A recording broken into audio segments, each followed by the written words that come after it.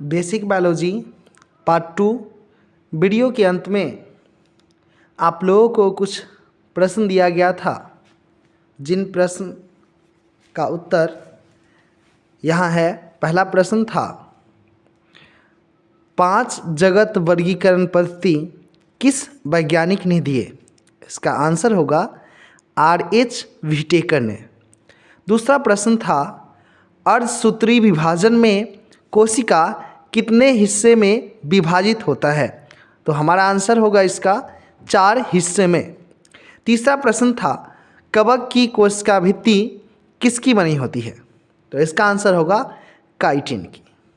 ठीक है।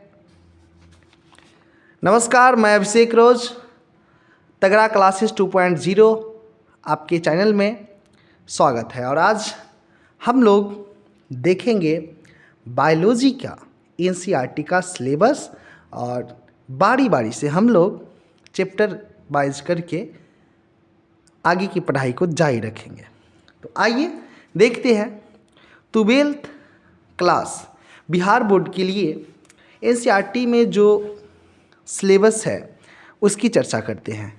तो सिलेबस को जो है 5 यूनिट में बांट दिया गया है और प्रत्येक यूनिट में कुछ चैप्टर को सिलेक्ट करके रखा गया। जैसे हमारा पहला यूनिट है सेक्सुअल रिप्रोडक्शन का, लैंगिक चयन का। इसमें हमें 4 चैप्टर पढ़ना है, जिनमें से पहला है जीवों में जनन, दूसरा है पुष्पी पादपों में लैंगिक जनन, तीसरा है मानव जनन, चौथा चैप्टर है हमारा जनन स्वास्थ्य। ठीक है। इसके बाद अगला जो यूनिट आता है हमारा, जिसका नाम है जेनेटिक्स एंड इवोल्यूशन, आनुवांशिकी तथा विकास के बारे में अध्ययन करना है। तो अगला चैप्टर हमारा बन जाता है वंशागति तथा विविधता के सिद्धांत।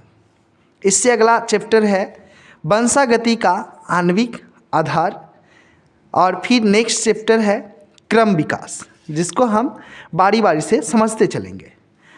इसके बाद तीसरा जो यूनिट आता है वो है बायोलॉजी एंड ह्यूमन वेलफेयर, मतलब मानव कल्याण और जीव विज्ञान के बारे में पढ़ना है। ठीक है। इस यूनिट के अंदर हम लोगों को मानव स्वास्थ्य और रोग के बारे में पढ़ना है, खाद्य उत्पादन में वृद्धि की कार्यनीति, इसके बारे में पढ़ना है। और अगला जो चैप्टर है वह है मानव कल्याण में सूक्ष्म जीव। ये जो सूक्ष्म जीव होते हैं उसकी क्या भूमिका होती है मानव कल्याण के लिए, इसके बारे में पढ़ा जाएगा। इसके बाद अगला यूनिट आता है हमारा बायोटेक्नोलॉजी एंड इट्स एप्लीकेशंस, जैव प्रौद्योगिकी व उसके सिद्धांत के बारे में जानना है।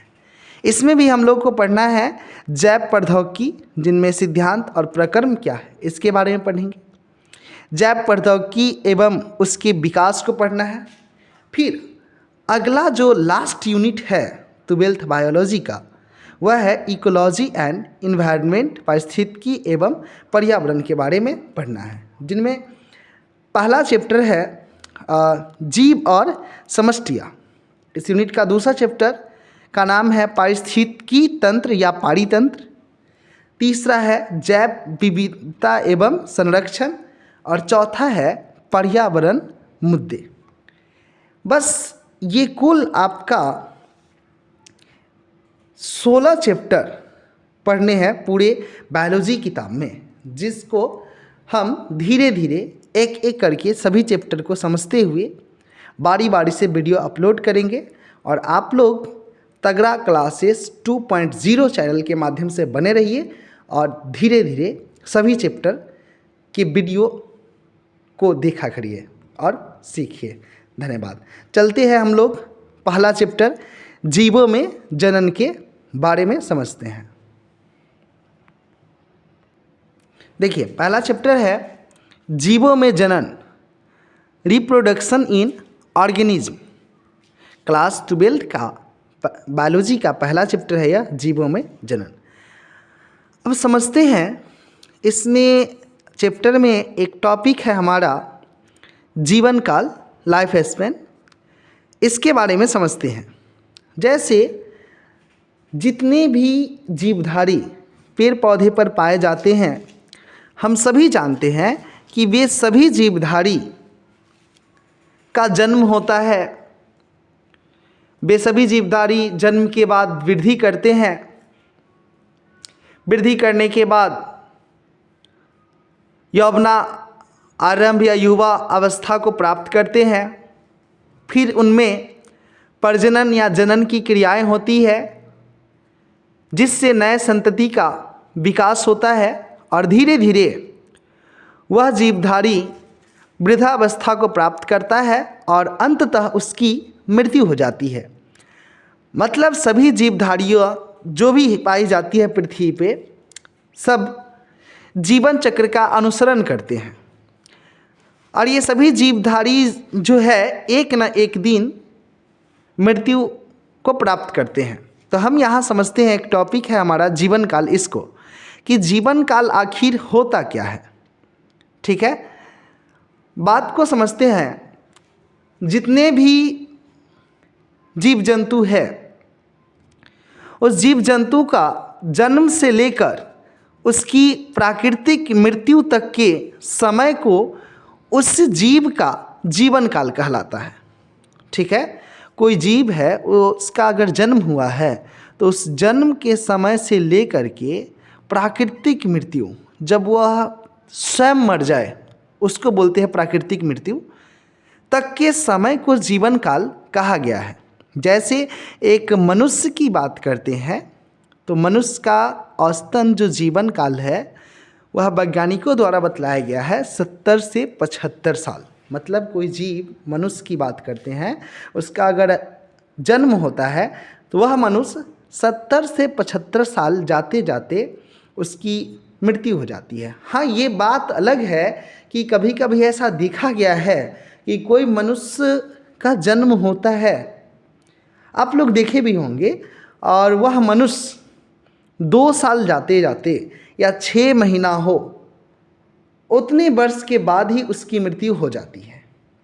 या किसी का 40 साल हो, 20 साल हो, 37 वर्ष हो, किसी कारण से, चाहे वो बीमारी से मर जाए या रोड एक्सीडेंट से मर जाए, मतलब वह मनुष्य का जो है जन्म हुआ और मृत्यु को प्राप्त किया, तो इसको हम प्राकृतिक मृत्यु नहीं कहेंगे, क्योंकि इन लोगों का जो मृत्यु हुआ है यह किसी घटना के कारण हुआ है, किसी बीमारी के कारण हुआ है। ठीक है, तो इसलिए इसको हम प्राकृतिक मृत्यु नहीं कहेंगे। सवाल यहाँ ये आता है जीवन काल का डिफिनीशन में कि जब कोई जीव का जन्म से लेकर प्राकृतिक मृत्यु जो होती है उसके समय को जीवन काल कहते हैं।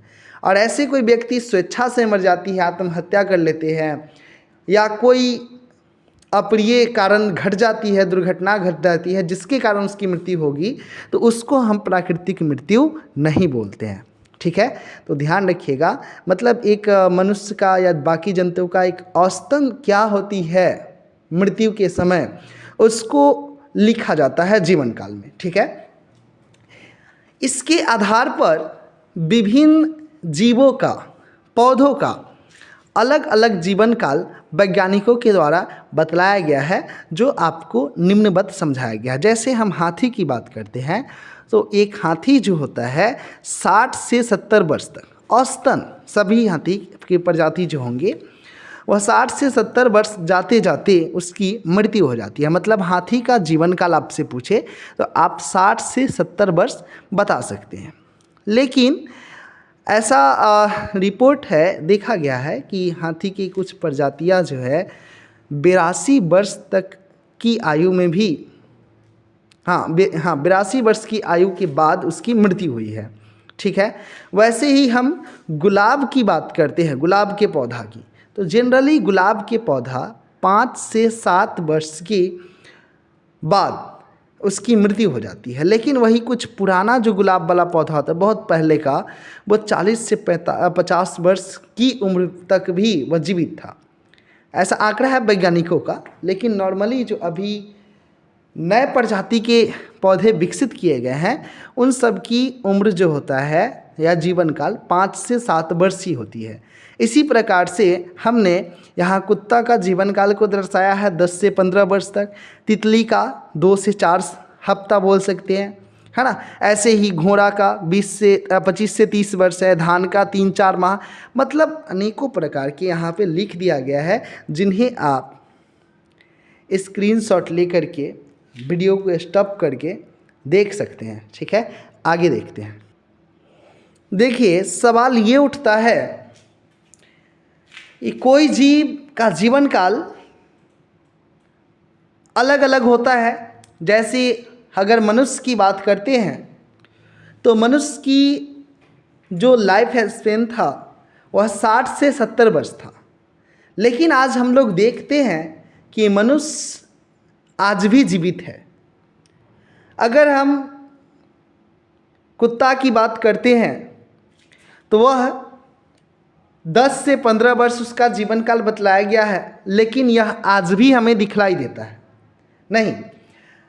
घोड़ा की बात करते हैं, उसकी जीवन काल 25 से 30 वर्ष होता है, लेकिन आज भी घोड़ा हमें पृथ्वी पर नजर आता है कई सालों के बाद।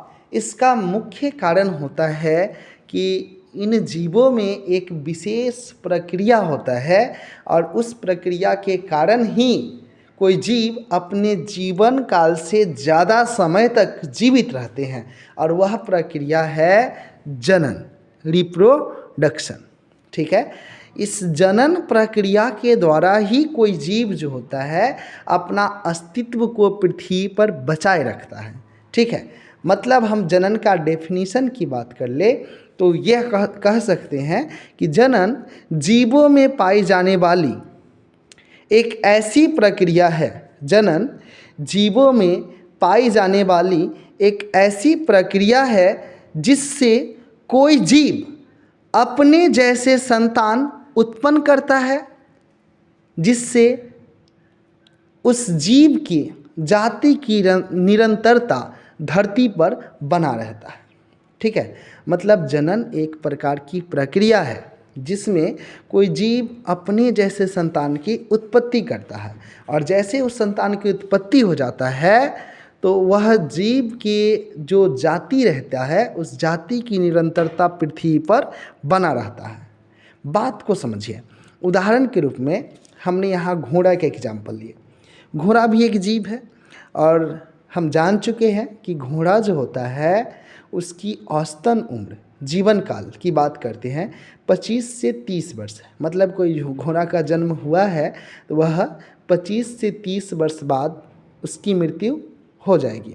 ठीक है, लेकिन आप समझिए, घोड़ा का जब जन्म होता है या किसी भी जीव का, वह जीव धीरे धीरे क्या किया, विकसित हुआ, वृद्धि किया, और वृद्धि करके युवावस्था को प्राप्त किया। फिर वह क्या किया, जनन हुआ। उन जीवों में जनन होता है, घोड़ा में जनन हुआ। जनन के बाद उससे नए संतान की उत्पत्ति हो गई, नए घोड़ा की जन्म हो गया। ठीक है, और ये नए घोड़ा जो है जन्म के बाद यह घोड़ा भी धीरे धीरे वृद्धि करेगा।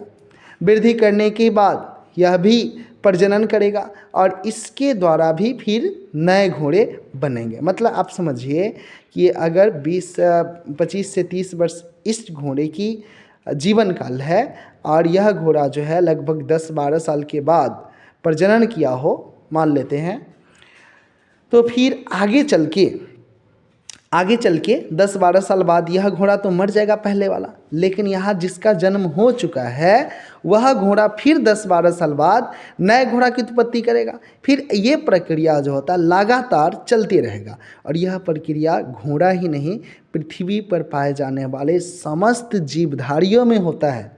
जितने भी 17-18 लाख प्रजाति को पता लगाया गया है, वे सभी प्रजातियों में ये जनन की प्रक्रिया देखा गया है। सभी में जनन की क्रियाएं होती है। ठीक है, अब यह जो जनन होता है इसके भी प्रकार हैं, जनन के भी प्रकार होते हैं। जनन 2 प्रकार के होता है जीवों में जनरली। एक है हमारा अलैंगिक जनन, जिसको हम एसेक्सुअल रिप्रोडक्शन कहते हैं, और दूसरा है लैंगिक जनन, जिसे सेक्सुअल रिप्रोडक्शन के नाम से जानते हैं। ठीक है, एक है हमारा अलैंगिक एसेक्सुअल रिप्रोडक्शन, और दूसरा है लैंगिक जनन सेक्सुअल रिप्रोडक्शन। बारी बारी से इसे समझते हैं, ठीक है। अगर हम बात करते हैं अलैंगिक जनन की, तो यहाँ समझिए, अलैंगिक जनन की बात की जाए तो इस जनन विधि में अलैंगिक जनन को पूरा होने के लिए इसमें केवल एक ही जनक भाग लेते हैं। इसमें केवल एक ही जनक, जनक का मतलब हो गया, जनक का मतलब कह सकते हैं माता या पिता, जिससे मतलब नए जीव बनते हैं, जिससे नए जीव का विकास हो सके, जनक कहते हैं उसे, ठीक है। तो अलैंगिक जनन में केवल एक ही जनक भाग लेते हैं। दूसरा बात ये कह सकते हैं कि इस जनन में किसी भी लैंगिक अंग की आवश्यकता नहीं होती है। इस जनन को पूरा होने के लिए किसी भी प्रकार के कोई लैंगिक अंग की आवश्यकता नहीं होती है। और ये लैंगिक अंग क्या होता है, ये लैंगिक अंग क्या होता है, इसको हम लोग देखेंगे आगे। देखिए समझिएगा ध्यान से, दो बात हमने बताया आपको अलैंगिक जनन में। पहला बताए कि इसमें केवल एक ही जनक भाग लेता है। अलैंगिक जनन में फिर देखें कि किसी भी लैंगिक अंग की आवश्यकता इसमें नहीं होता है। और अलैंगिक जनन किन किन जीवों में होता है बात की जाए तो इसका आंसर होगा कि अलैंगिक जनन जो होता है समस्त एक कोशिकीय जीवों में देखा गया है। जितने भी एक कोशिका से मिलके बने हुए जीव होते हैं उन सभी में अलैंगिक जनन देखने को मिलता है।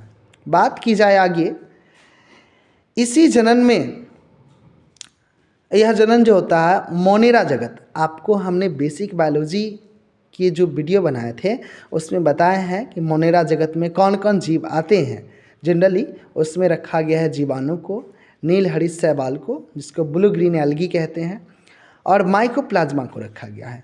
तो इन सभी में, जीवाणु में, नील हरित शैवाल में, माइकोप्लाज्मा में अलैंगिक जनन की क्रियाएं होती हैं। इसके साथ साथ प्रोटिस्टा जगत के जंतु में भी, जैसे अमीबा हो, पैरामीशियम हो, युगलिना हो आदि जितने भी जंतुएं हैं उन सभी में अलैंगिक जनन की क्रियाएं होती है। हालांकि अलैंगिक जनन के बारे में हम लोग अगले वीडियो में और अच्छे से जानकारी लेंगे। फिलहाल के लिए इतना ही। अब आगे समझते हैं हम लोग लैंगिक जनन के बारे में, ठीक है। लैंगिक जनन सेक्सुअल रिप्रोडक्शन, ठीक है। तो लैंगिक जनन जो होता है सेक्सुअल रिप्रोडक्शन अलैंगिक जनन के ठीक विपरीत होता है। अलैंगिक जनन के यह विपरीत होता है। जैसे बात की जाए तो यहाँ समझते हैं लैंगिक जनन में दो विपरीत जनक भाग लेते हैं। जो दो विपरीत लिंग वाले जनक, जैसे कि कोई नर है तो दूसरा क्या होंगे, मादा। एक नर है तो दूसरा क्या होंगे, मादा। मतलब दो विपरीत जनक भाग लेते हैं। या ये कह सकते हैं कभी कभी ऐसा भी होता है कि द्विलिंगी कोई जीव है जिनमें नर भाग और मादा भाग, मतलब नर लैंगिक अंग और मादा लैंगिक अंग एक ही जीव में पाया जाता है, तो उसमें भी लैंगिक जनन की क्रियाएं होती है। लेकिन जनरली हम ऐसे कह सकते हैं कि इस जनन में दो विपरीत लिंग वाले जनक की आवश्यकता होती है। दूसरी ओर हम ये कह सकते हैं कि लैंगिक जनन पूरा होने के लिए लैंगिक अंग की आवश्यकता होती है। लैंगिक अंग की आवश्यकता होती है लैंगिक जनन पूरा करने के लिए। अब बार बार ये लैंगिक अंग आ रहा है, यहाँ भी हमने बताया लैंगिक अंग, यहाँ भी लैंगिक अंग बोलते हैं, तो समझिए बात को। लैंगिक अंग कहते किसको है, तो जो लैंगिक अंग है, सेक्स ऑर्गन है, उस अंग को कहा जाता है जो अंग युग्मक बनाने में काम आता है, ठीक है। मतलब जिस अंग में युग्मक निर्माण होता है उस अंग को हम लोग लैंगिक अंग कहते हैं, ठीक है। ये सभी जीवधारियों में लगभग होता ही है। अब लैंगिक जनन करने वाले में जैसे देखिए पुरुषों की बात कर ले तो पुरुषों में टेस्टिस पाया जाता है जिसको हम वृषण कहते हैं, ठीक है। तो पुरुषों के लिए जो वृषण है या टेस्टिस, यह लैंगिक अंग का काम करता है, ठीक है, सेक्स ऑर्गन के रूप में विकसित होता है। यही चीज़ मादाओं में, फीमेल बॉडी की बात कर ले तो उसमें लैंगिक अंग के रूप में अंडाशय विकसित रहता है। ठीक है, तो समझ गए होंगे लैंगिक अंग। वैसे अंग को कहते हैं जो युग्मक का निर्माण करता है। जैसे अगर हम वृषण की बात करते हैं तो वृषण जो होता है युग्मक के रूप में शुक्राणु या स्पर्म का निर्माण करता है। वही मादा में जो अंडाशय है वह भी युग्मक बनाता है और वह मादा युग्मक बनाता है जिसे हम लोग अंडाणु या ओवम कहते हैं। ठीक है, तो मतलब ये समझ जाइए कि लैंगिक जनन पूरा होने के लिए दो विपरीत लिंग वाले जीव की आवश्यकता होती है और साथ ही साथ यह जनन जिन जीवों में पूरा होती है उसमें लैंगिक अंग का होना आवश्यक होता है, क्योंकि लैंगिक अंग में ही युग्मक का निर्माण होता है और लैंगिक जनन पूरा होने के लिए युग्मक का संलयन भी जरूरी होता है। ठीक है, आगे समझेंगे। लैंगिक जनन जो होता है यह किन किन में होता है, तो इसकी बात को समझने के लिए यहाँ दिखा गया उदाहरण। जैसे कबक की बात करते हैं, कबक में लैंगिक जनन होता है। इसके साथ साथ जंतु में और पादपों में भी लैंगिक जनन की क्रियाएं होती हैं। ठीक है, अब वीडियो के अंत में हर बार की तरह इस बार भी कुछ क्वेश्चन को दिया गया है जिसे आप लोग कमेंट सेक्शन में जाके सबसे पहले उत्तर देने का कोशिश करेंगे। जिनमें से हमारा पहला प्रश्न है आज का, किस प्रकार की जनन में लैंगिक अंग यानी कि सेक्स ऑर्गन की आवश्यकता होती है, ये आपको बतलाना है। कमेंट सेक्शन में जल्दी जा कर के आंसर दे सकते हैं। दूसरा प्रश्न है आज का, घोड़ा का जीवन काल कितना वर्ष है। ठीक है, तीसरा प्रश्न है, हाइड्रा में लैंगिक जनन होता है कि अलैंगिक, दोनों जनन में से कौन सा जनन हाइड्रा में देखने को मिलता है। अगर आपको यह वीडियो पसंद आया हो तो इस वीडियो को लाइक कीजिए, चैनल को सब्सक्राइब कीजिए और अपने दोस्तों के पास भी इस वीडियो को शेयर कीजिए। धन्यवाद, मिलते हैं नेक्स्ट वीडियो में।